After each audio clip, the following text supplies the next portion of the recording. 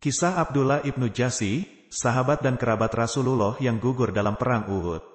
Abdullah ibnu Jasi adalah seorang sahabat, sepupu, dan saudara ipar Nabi Muhammad. Beliau termasuk dalam golongan as-sabiqun al-awalun, yaitu orang-orang yang pertama kali memeluk Islam. Beliau juga dikenal sebagai Amirul Mukminin, karena beliau memegang bendera Islam pertama yang diberikan oleh Nabi Muhammad. Beliau syahid dalam perang Uhud bersama paman Nabi, Hamzah bin Abdul Muthalib. Berikut adalah kisah hidup beliau yang penuh dengan keimanan, keberanian, dan pengorbanan. Latar belakang keluarga. Abdullah ibnu Jasi lahir di Mekah sekitar tahun 40 sebelum hijrah. Ayahnya adalah Jasi bin Riyab bin Yamur, keturunan Bani Ganam, bin Dudan, bin Asad, bin Huzaimah. Kabilah Bani Ganam adalah salah satu kabilah suku Quraisy yang bersekutu dengan Bani Abdu Syams, sukunya Utsman bin Affan. Semua laki-laki dan perempuan dari suku Bani Ganam masuk Islam dan hijrah ke Madinah. Ibunya adalah Umaymah binti Abdul Muthalib bin Hashim bin Abdi Manaf bin Qusay, bibi Nabi Muhammad. Beliau memiliki dua saudara laki-laki, Ubaidullah dan Abu Ahmad, dan seorang saudara perempuan, Zainab, yang dinikahi oleh Nabi Muhammad. Pemelukan Islam. Abdullah ibnu Jasi termasuk salah satu orang yang pertama kali menerima dakwah Islam melalui Abu Bakar As-Siddiq, bahkan sebelum Nabi Muhammad berdakwah di Darul Arkam. Beliau memeluk Islam bersama kedua saudara laki-lakinya, Ubaidullah dan Abu Ahmad.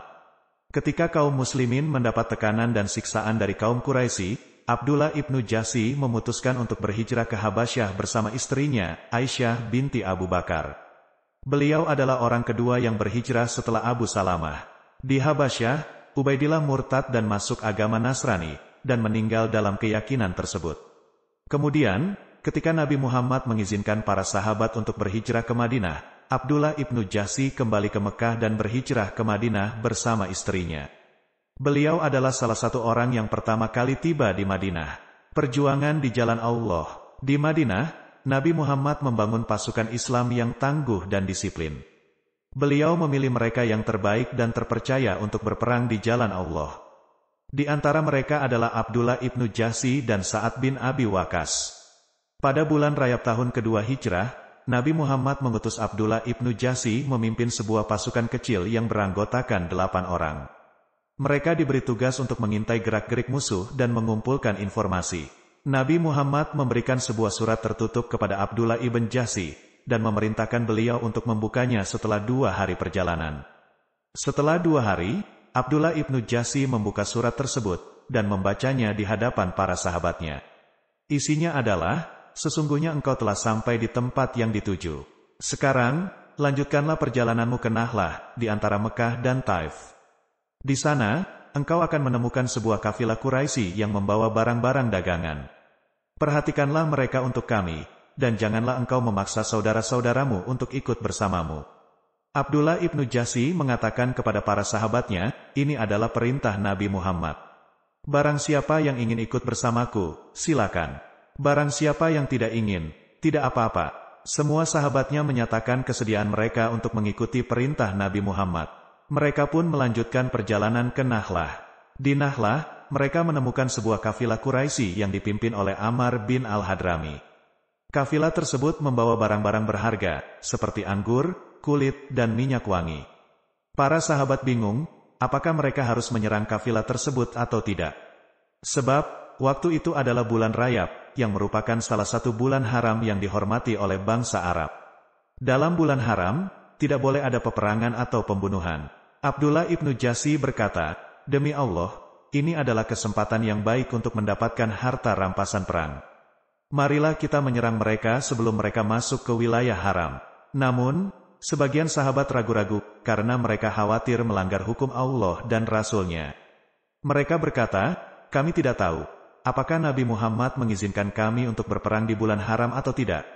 Akhirnya, Abdullah ibnu Jasi dan 3 orang sahabat, yaitu Sa'ad bin Abi Waqqas, Utbah bin Ghazwan, dan Waqid bin Abdullah, memutuskan untuk menyerang kafilah Quraisy.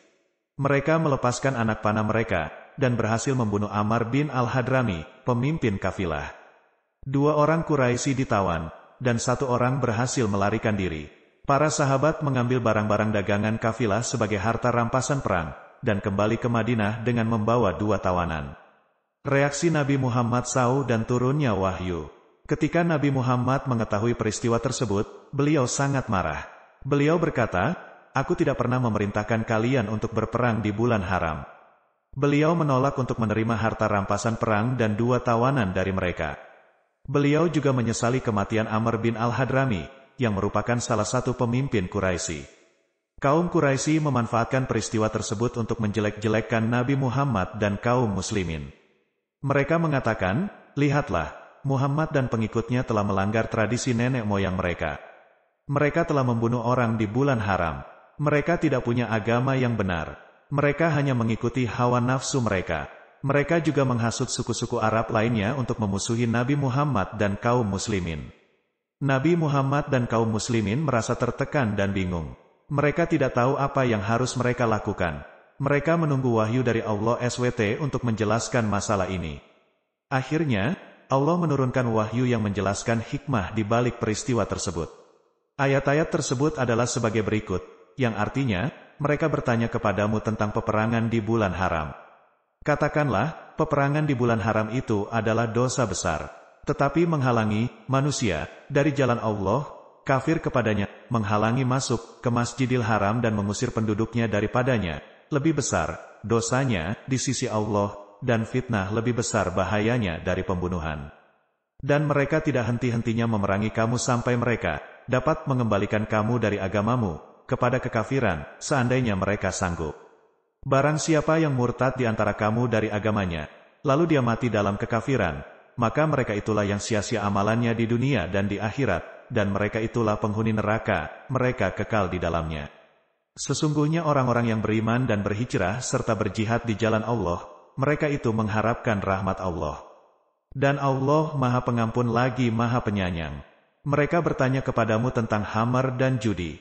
Katakanlah, pada keduanya terdapat dosa yang besar dan beberapa manfaat bagi manusia, tetapi dosa keduanya lebih besar dari manfaatnya. Dan mereka bertanya kepadamu apa yang mereka nafkahkan. Katakanlah, yang lebih dari keperluan. Demikianlah Allah menerangkan ayat-ayatnya kepadamu supaya kamu berfikir.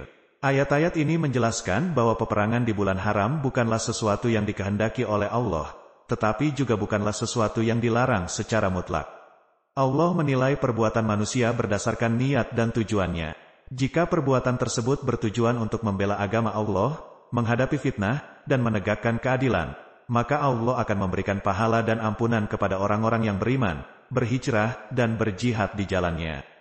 Tetapi jika perbuatan tersebut bertujuan untuk menghalangi jalan Allah, kafir kepadanya, dan mengusir penduduk Masjidil Haram, maka Allah akan memberikan azab dan siksa kepada orang-orang yang kafir dan murtad. Ayat-ayat ini juga menjelaskan bahwa ada hal-hal yang lebih besar dosanya daripada peperangan di bulan haram, yaitu khamar dan judi. Kedua hal ini adalah sumber dari segala kejahatan dan kerusakan. Allah melarang manusia untuk mengkonsumsi dan terlibat dalam khamar dan judi, karena dosa keduanya lebih besar daripada manfaatnya. Allah memerintahkan manusia untuk menafkahkan harta mereka di jalan yang baik, dan tidak menyia-nyiakannya dalam hal-hal yang sia-sia. Akhirnya dengan turunnya ayat-ayat ini, Nabi Muhammad dan kaum muslimin merasa lega dan tenang. Mereka menyadari bahwa Allah telah memberikan hikmah dan petunjuk kepada mereka. Mereka juga menyadari bahwa Allah telah memberikan keutamaan dan kehormatan kepada Abdullah ibnu Jahsy dan para sahabatnya, karena mereka telah berani berperang di jalan Allah, meskipun di bulan haram. Nabi Muhammad pun menerima harta rampasan perang dan 2 tawanan dari mereka. Beliau membagi-bagikan harta rampasan perang kepada para sahabat, dan membebaskan 2 tawanan tanpa tebusan. Beliau juga memuji Abdullah ibnu Jahsy dan para sahabatnya, dan memberikan mereka gelar Amirul Mukminin, yaitu pemimpin orang-orang beriman.